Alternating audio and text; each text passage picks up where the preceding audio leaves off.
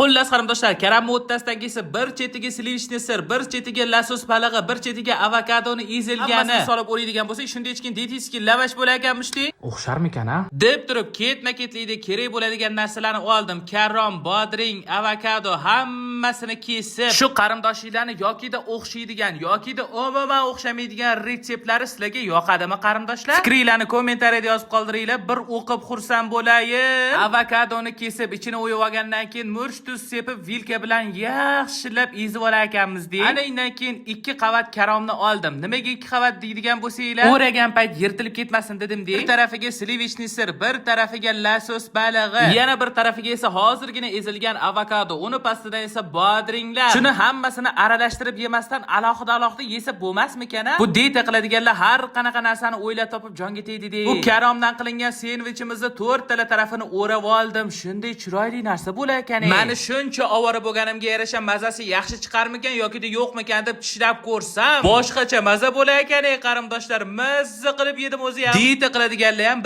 bir yaxshi retseptlar o'ylab topishar ekan. Bu videoni necha yildan beri diyeta qilib ozolmayotgan dugonanglarga jo'natib qo'yinglar qarindoshlar. Bir ko'rib lovillab yonsin. Happy end.